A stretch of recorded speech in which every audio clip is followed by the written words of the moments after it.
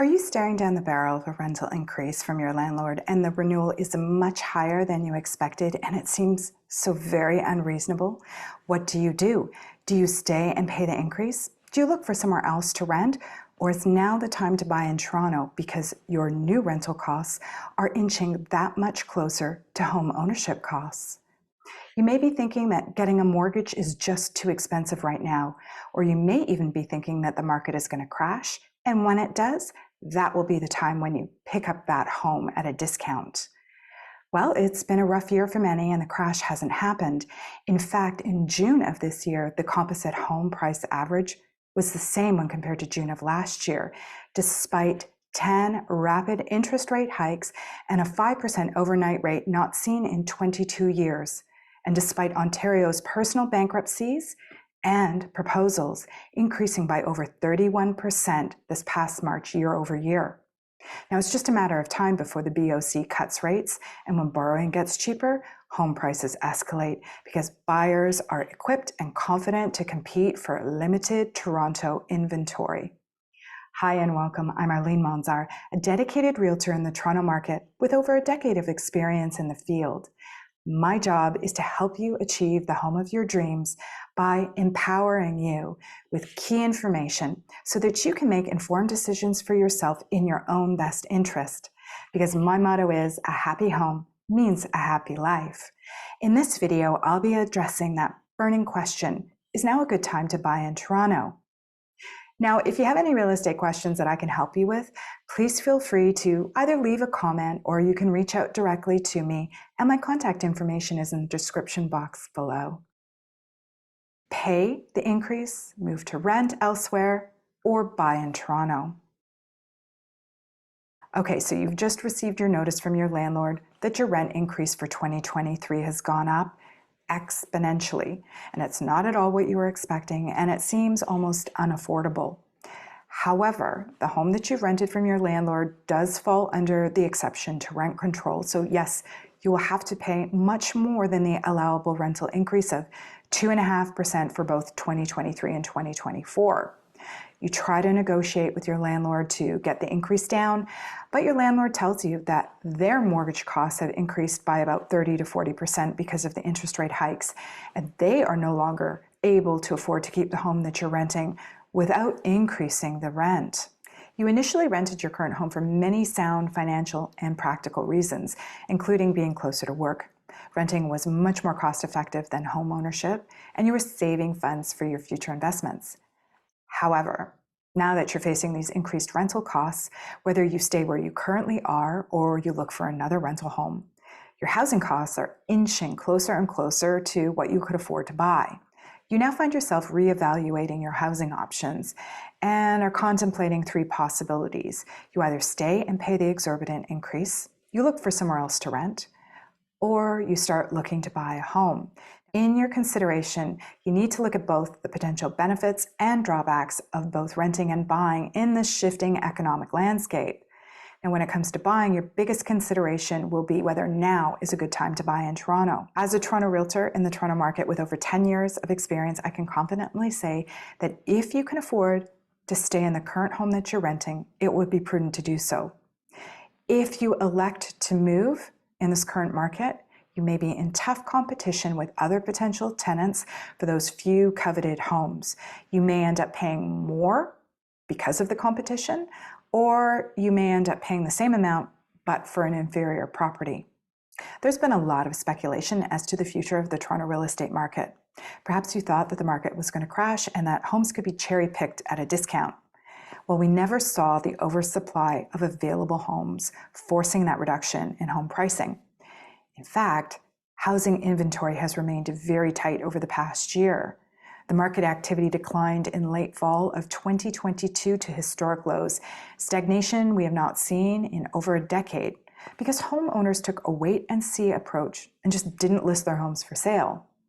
Now, while no one has that crystal ball, despite the 10 rapid interest rate hikes over the past year squeezing many homeowners, it's the banks that have extended amortizations by 70, 80, 90 years to keep people in their homes and thereby avoiding a market crash.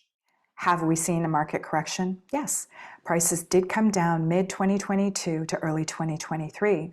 Now, when we compare the composite average in the City of Toronto during March 2022 at 1.218 million to March of 2023, where the average was 1.071 million, it shows a decrease of 13.5% year over year.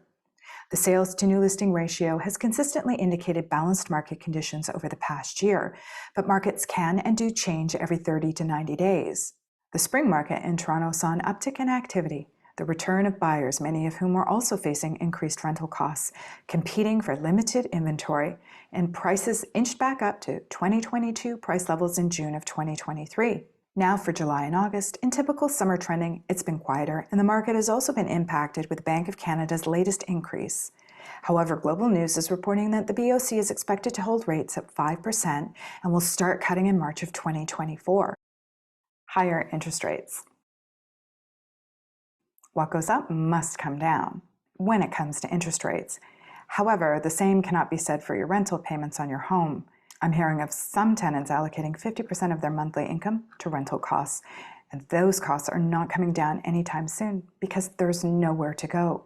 Toronto is at a 1.2% vacancy rate, indicating a scarcity of available rental units. Now, I've written about this in my blog, and I discuss this housing crisis the city is experiencing. I'll put the link in the description box below for you. Yes, the current higher interest rate has stifled many people from making their next move, forcing them to take a wait-and-see approach. They've been hindered because they couldn't secure the same mortgage rate if they moved to a new property.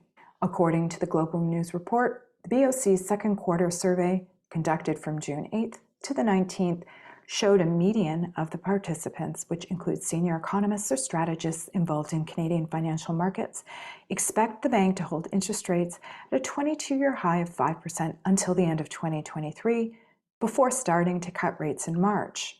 If that interest rate prediction is true, we'll see the return of a seller's market in Toronto in spring of 2024, quite simply for the fact that borrowing will become more affordable, buyers become more confident, and it frees them up to compete over the limited supply of available homes to purchase. Now, what I can tell you about competition is you either have to purchase something inferior to what you originally wanted to stay within your budget, or you're paying significantly more to get what you want because of the competition of bidding wars.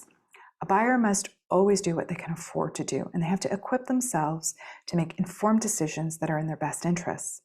So today's buyer has to determine, provided that they qualify, is it better to buy now when I can potentially negotiate on the purchase price and the terms of the deal, thereby securing the property that I want now, yes, at a higher lending rate, but enjoy a preferential rate later down the line?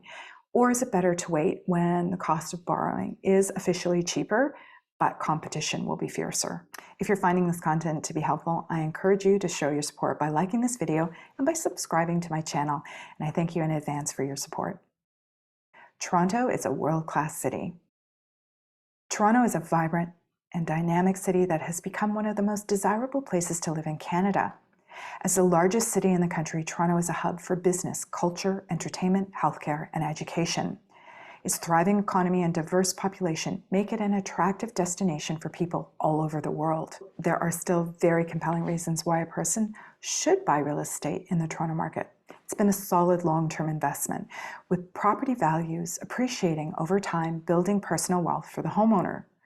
Purchasing property early in life allows for more time to build equity and leverage the property's value for future investments. Buying real estate offers stability and security, especially for those who are looking to establish themselves in a community and start a family. Owning a home provides a sense of control. It allows individuals to customize their personal living space to their liking, fostering a sense of pride and belonging. And unlike renting, owning a property ensures protection from those sudden and unexpected rent increases or eviction notices when the landlord sells or occupies the home, offering more stability in housing costs. If you're looking for that strategic real estate advice, please feel free to reach out directly to me to arrange a consultation. We can discuss your unique situation and develop that optimal strategy to help you achieve your real estate goals. My contact information is in the description box below, and I look forward to hearing from you.